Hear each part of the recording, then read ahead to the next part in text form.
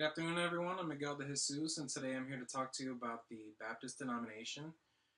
So it originated in 17th century England, and like many other denominations of the time, religious persecution by the Church of England forced them to flee to America in search of religious freedom.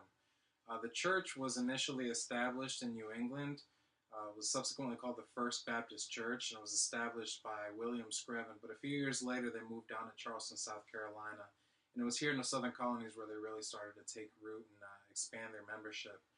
Following the First Great Awakening in the 1740s is where you really see that boom of churches and membership for the Baptists. However, there was strong opposition in some of those colonies because of the fact that they were still very heavily influenced and even led by the Anglican Church in America.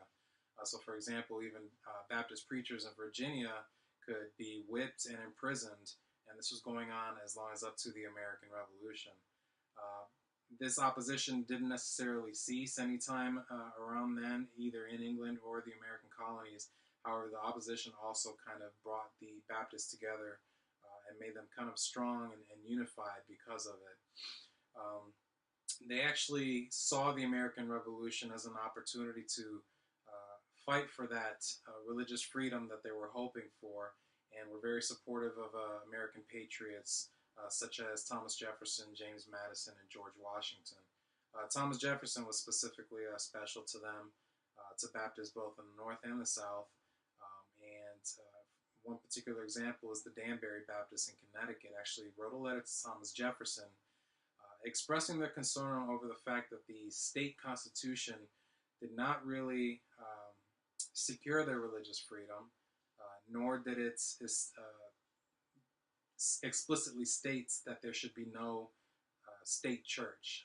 In fact, at the time, there was a state church that they recognized called the Congregationalist Church, and Connecticut actually had an enforced tax on all its residents in order to support that church. So whether they were members of that church or not, they were liable to be taxed for it.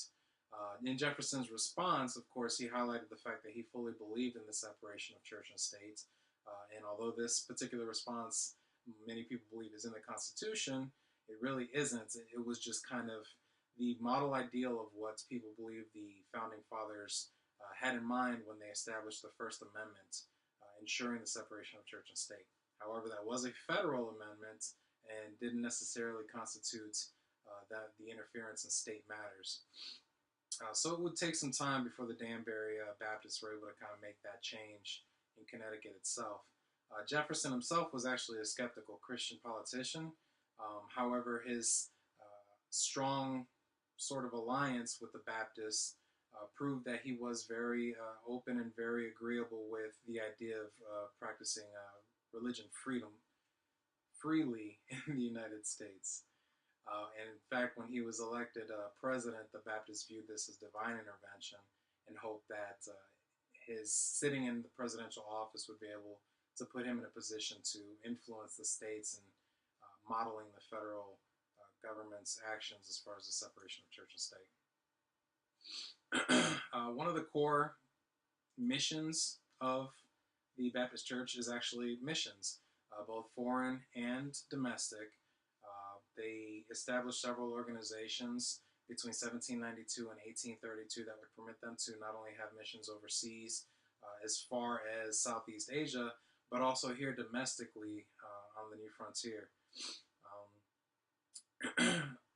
Unfortunately, this actually led to one of the major schisms in the Baptist Church, which was the fact that as the southern colonies were trying to elect mission leaders for Georgia and Alabama, for example, the missions that were primarily headquartered out of the north, these associations, were rejecting the nominations based on the fact that they were slaveholders.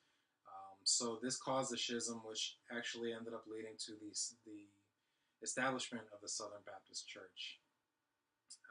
When you look at the Baptist Church today, they're the second largest religious group in America, second only to the Catholics, and they have heavily influenced in American religion, political, and socio-political hot topics, for example. The schism does continue with the Southern Baptist Church. However, between both the Southern Baptists and the American Baptists, you see several notable and prominent figures over the course of the last several hundred years, including several presidents such as Abraham Lincoln, Harry S. Truman, Jimmy Carter, and even Bill Clinton, among others. Several other civil rights leaders and religious leaders such as Martin Luther King Jr., Billy Graham, and Justice Clarence Thomas, and even some cultural icons such as Chuck Norris and one of my personal favorites, DeForest Kelley, the doctor from the original Star Trek television series. So to summarize, the Baptist denomination has grown over the last 400 years from what was primarily a despised and marginalized sect both in England and in New England, to a movement of both American and global religious, political, and cultural influence.